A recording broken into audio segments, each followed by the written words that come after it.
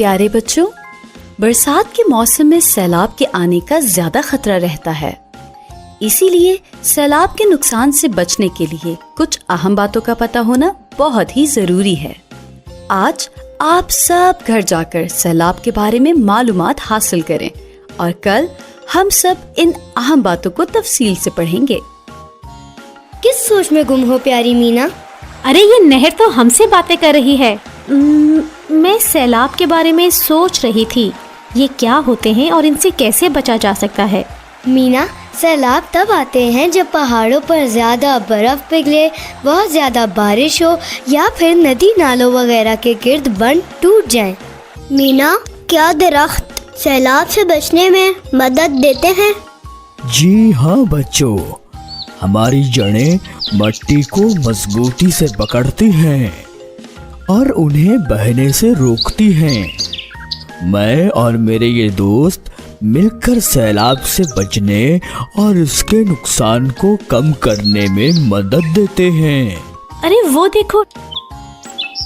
बच्चों, मेरी ऊंचाई के भी बहुत फायदे हैं। मेरे ऊपर जो डाकखाना है, वहाँ पर लोग सैलाब के दिनों में जमा होते हैं ताकि सैलाब से बच सकें। और उनमें खास तौर पर बच्चों को अपना नाम, अपने अम्मी अब्बू का नाम, फोन नंबर और घर का पता याद रखना बहुत ज़रूरी है ताकि वो सैलाब के दिनों में गुम न हो जाएं।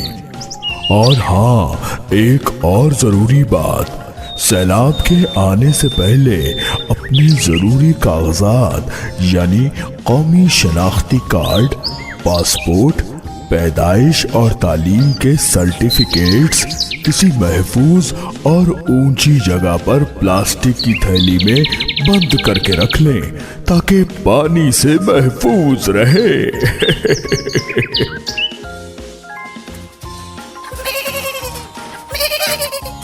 सैलाब से हमें नुकसान नहीं पहुंचता। जब हमारे मालिक हमें खोल देते हैं तो हम उछलते कूदते सैलाब से बचने के लिए ऊंची जगह पर चले जाते हैं।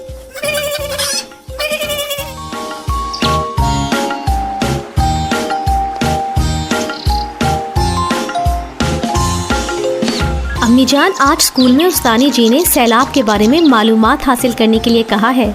हमें आज वापसी पे बहुत सी अहम बातों का भी पता चला। शाबाश बच्चों, आज का सबक तो बहुत मजे का है। क्या तुम्हें पता है कि सिल्वर या मिट्टी के घड़े, हवा वाली टायर की ट्यूब, ये सब पानी में बहते हैं और सैलाब के पानी में तैरने के काम आते हैं।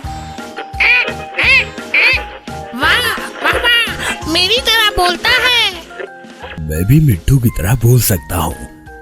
मैं बहुत ज्यादा फायदेमंद हूँ क्योंकि मैं बैटरी से बहुत देर तक चल सकता हूँ। चाहे बिजली हो या ना हो, मैं सारी बातें लोगों तक पहुंचाता हूँ। मैं मौसम का हाल बताता हूँ, गुमशुदा लोगों के नाम बताता हूँ। सैलाब के दिनों में लोग बार बार मेरी बातें सुनते हैं। मैं मुश्किल वक्त में काम आने वाला अच्छा दोस्त हूँ। रेडियो कितना फायदेमंद है। मुझे सैलाब से बचने की सारी बातें याद हैं।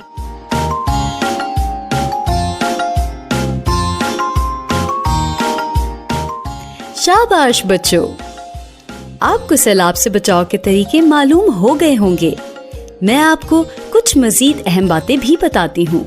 बच्चों, सैलाब के दिनों में घर के बाहर के दरवाजे को चारपाई वगैरह रखकर बंद कर देना चाहिए ताकि छोटे बच्चे बाहर ना निकल जाएं और सैलाब के रेले से महफूज रहें। और हाँ, एक और बात, सैलाब के पानी में डूबी चीजों को अच्छी तरह साफ पानी से धोकर इस्तेमाल करें क्योंकि सैलाब के पानी में गंदगी भी शामिल हो सकती है जिससे बीमारियां पैदा हो सकती हैं। याद रहे, पीने के लिए सिर्फ साफ पानी इस्तेमाल करें। इसका एक अच्छा तरीका ये है कि पानी को उबालें और ठंडा करके पिएं। सैलाब के दौरान बिजली और गैस के कनेक्शन को बंद करना जरूरी है ताकि इससे कोई नुकसान ना हो। और हाँ, आज बड़ा अच्छा मौका है क्योंकि हमारे गांव में पहाड़ी के पास मुनव्वर चचा सैलाब के बारे में लोगों को बहुत अहम बातें बता रहे हैं। आओ हम सब मिलकर उनके पास चलें।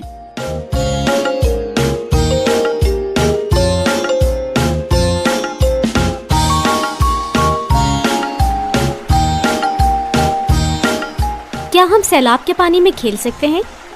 नहीं बेटा, सैलाब का पानी महफूज नहीं। बच्चों, सैलाब के दिनों में पानी में खेलना नहायत ही खतरनाक है, क्योंकि उस पानी का बहाव बहुत तेज होता है। वो पानी गंदा भी होता है और बीमारियां फैला सकता है। सैलाब के पानी में सांप, जहरीले कीड़े और तेज धार की टूटी हुई चीजें भी हो सकती हैं, जिनसे नुकसान पहुंच सकता है।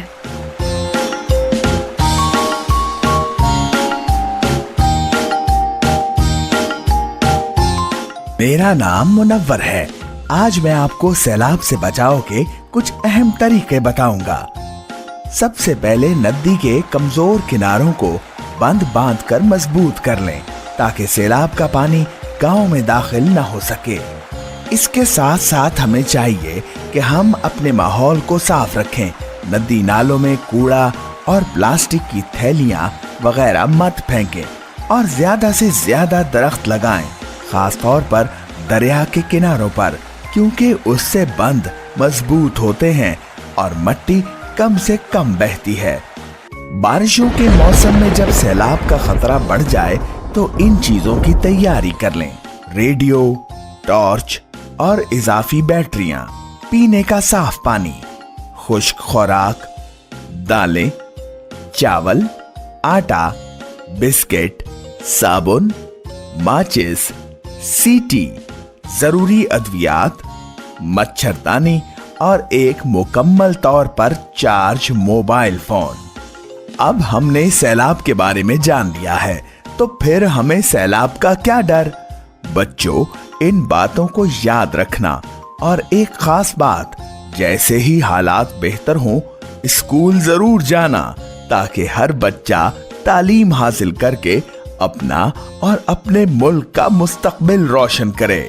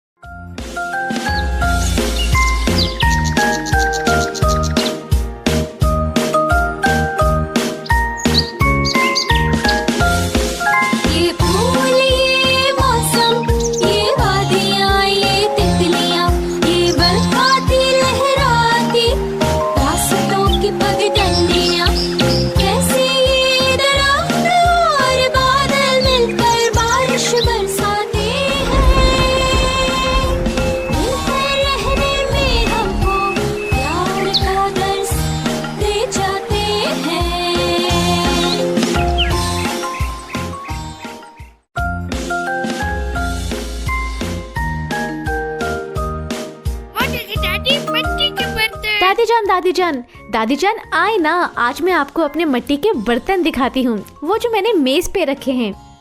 वो देखें दादी, मेरे मिट्टी के बर्तन। मीना बेटा, शाबाश, ख्याल रखो ये गिरकर टूट ना जाए। तुम इन्हें एहतियात से फर्श के कोने पर सजा दो। राजू बेटा रुको, आहिस्ता भागो, अपने आप को संभालो। उफ, वही हुआ ना जिसका मुझे डर था, हो गई ना टक्कर। हाय हाय मेरी कट्टो, इसकी तो टांग पे बहुत भारी बर्तन गिरा है, लगता है इसे चोट लग गई है।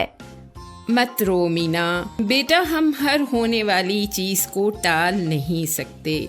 थोड़ी सी एहतियात करके किसी हद तक इससे बच जरूर सकते हैं। खैर, अब हम सब ने ये सीख लिया है कि एहतियात करने से अपनी चीज़ों और अपने प्यारों की हिफाजत की जा सकती है। दादी जान, कट्टू ठीक तो हो जाएगी ना? वो जब जलजिला आया था ना, वो मेरी सहेली है ना मरियम, उसके बकरी के पाँव पर भी ऐसी ही चोट लगी थी।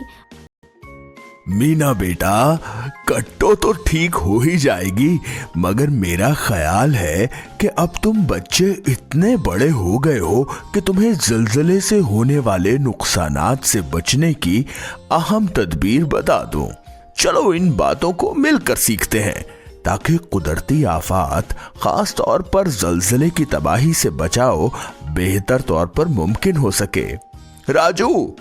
राजू, सबसे पहले तुम अपनी अम्मी जान से कहो कि वो घर के अंदर दीवार और शेल्फ पर रखे बर्तन और घड़े एहतियात से नीचे रख दें, ताकि अगर खुदा न खास्ता ज़लज़ला आए तो गिर कर टूट न जाएं और किसी को चोट न लगे।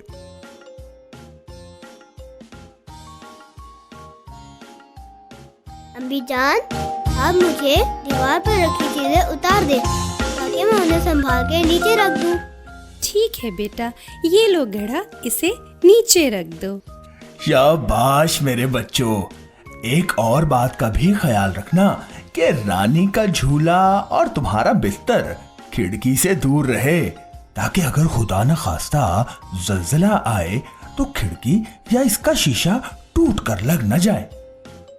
एक दफ़ा मेरी सहेली ने कहा कि उसके घर में छत का पंखा और दीवार पे टंगी हुई चीज़ें खुद ब खुद हिलने लगीं। उस वक्त तो कुछ समझ नहीं आया, लेकिन बाद में समझ आया कि यूं चीज़ों का हिलना ज़लज़ले की शुरुआत भी हो सकता है। दादा जान, ज़लज़ला कैसे आता है? बच्चों, गौर से सुनना और समझने की कोशिश करना। जब जमीन की एक तह दूसरी तह के साथ टकराती है तो उस वक्त जमीन से कुव्वत निकलती है जो जोर से लहरें पैदा करती है।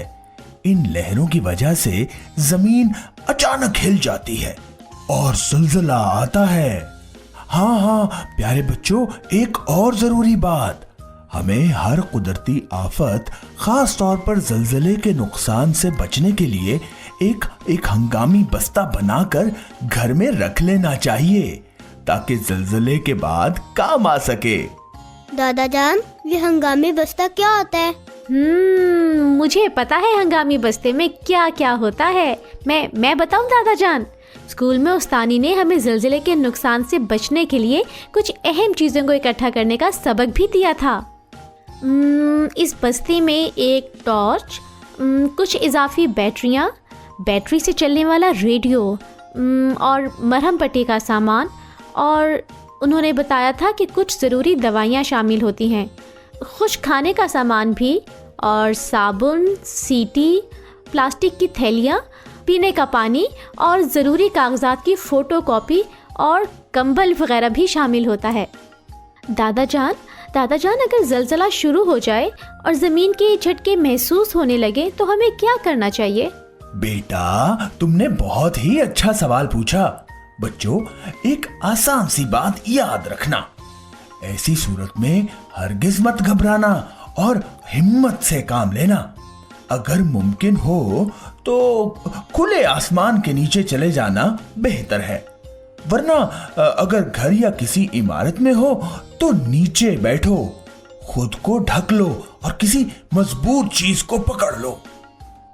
बच्चों, तुम ये सब बातें हमेशा याद रखना कि ज़लज़ले के वक्त अगर मुमकिन हो तो खुले आसमान के नीचे चले जाओ। अगर बाहर निकलना मुमकिन ना हो तो किसी महफूज मकाम पर बैठ जाओ, जैसे कि मेज के नीचे। जिस वक्त जमीन के झटके महसूस हो रहे हों उस वक्त बैठकर किसी नर्म चीज, मसलन तकिए से अपना सर ढक लो और किसी मजबूत चीज जैसे मेज या चारपाई को थाम लो ताकि तुम्हें चोट ना लगे। याद रहे कि उस वक्त तक बैठे रहो जब तक ज़लज़ला मुकम्मल तौर पर थम न जाए। घर या इमारत की बाहरी दीवार और खिड़कियों से दूर रहो ताकि शीशे के टूटने से चोट ना लग जाए। अगर किसी सवारी में हो तो रुक जाए। अगर बाहर खुले मैदान में हो तो दरख्तों, बिजली के खंभों और दीवारों से दूर रहें ताकि उनके गिरने से आपको नुकसान न पहुंचे। अच्छा, ये कौन बताएगा कि अगर ज़लज़ले की वजह से किसी इमारत में फंस जाए या दब जाए तो क्या करना चाहिए? हमें सीटी बजाकर दूसरों को मदद के लिए बुलाना चाहिए। बेटा, अगर सीटी नहीं है तो पाइप या दीवार पर हल्का हल्का मारकर इमदादी टीम के लिए खुद को ढूंढने में मदद करें। माचिस की तीली हरगिज न जलाएं, क्योंकि गैस लाइन लीक होने से आग लगने का खतरा रहता है। धूल या धुआं होने की सूरत में मुंह को कपड़े से ढांप लें और आहिस्ता आहिस्ता सांस लें। अगर मेरे साथ ऐसा हुआ तो मैं तो बहुत चिल्लाऊंगी। बेटा, चीख मारकर सिर्फ उस वक्त मदद मांगनी चाहिए जब कुछ और काम ना आए, ठीक है ना? अम्मी जान, हमें आप भी तो ज़लज़ले के बारे में मालूमात दें जो आपने कुछ हफ्तों पहले गांव के फलाही मरकज से सीखी थी। जरूर बेटा। ज़लज़ला थम जाने के बाद सबसे पहले घर में तसल्ली कर लें कि सब लोग महफूज हैं। अगर छोटी मोटी चोट आई हो तो फौरन तिब्बी इमदाद दें। फिर अपने घर वालों को किसी खुले मैदान में इकट्ठा कर लें और हाँ, इमदादी इदारों से राब्ता करके उनकी मदद लें। घर के बड़े अपने घर की टूट फूट का जायजा लें। किसी भी कच्ची दीवार, कमजोर इमारतें, बिजली के खंभों या दरख्तों के करीब ना जाएं। याद रहे, घर के बड़े बिजली और गैस के कनेक्शन फौरन बंद कर दें ताकि मजीद नुकसान ना हो। वक्तन फवक्तन रेडियो सुनते रहें ताकि आपको हंगामी सूरत हाल से निपटने का पता चलता रहे। ये बातें हमेशा याद रखना। मालूमात में ताकत है। हाँ, देखी ना मालूमात की ताकत, बन गए ना हीरो। हमारी मालूमात बढ़ाती है हमारी हिम्मत, हराती है बुरे हालात, बनाती है हमें हीरो।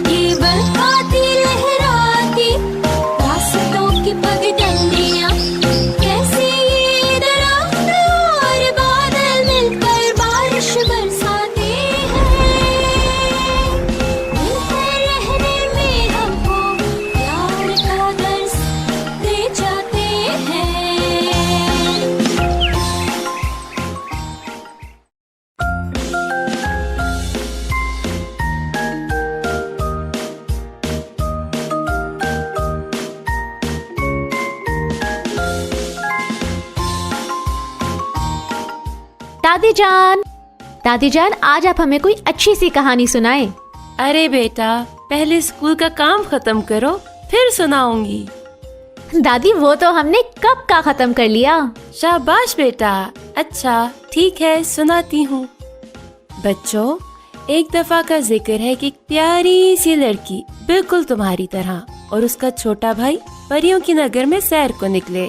वहाँ पहुँचे ही थे कि उन्हें एक खूबसूरत सी परी मिल गई।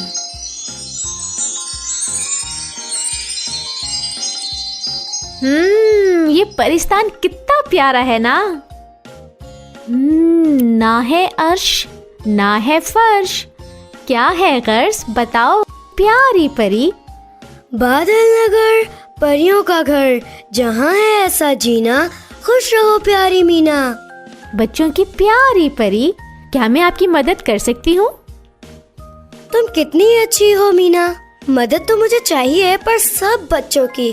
क्या तुम इन बच्चों से कहोगी कि कटी पतंग पकड़ने के लिए सड़कों और छतों पे मत भागें, क्योंकि पतंग के पीछे भागने से सड़क पर गिर के चोट लग सकती है और हादसा हो सकता है। जी बिल्कुल, मैं जमीन पे जाकर इन बच्चों को यही पैगाम पहुंचा दूंगी। अरे दुम तारे, तुम इतनी जल्दी में क्यों हो? लगता है तुम्हारे दुम पे आग लग गई हो।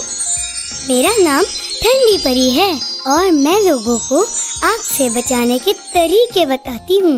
जैसे कि अगर आग लग जाए तो जमीन पर लेटकर बल खाएं ताकि आग बुझ जाए। अगर किसी के कपड़ों पर आग लग जाए तो इस पर कंबल डालें और जल्दी से मदद के लिए पुकारें।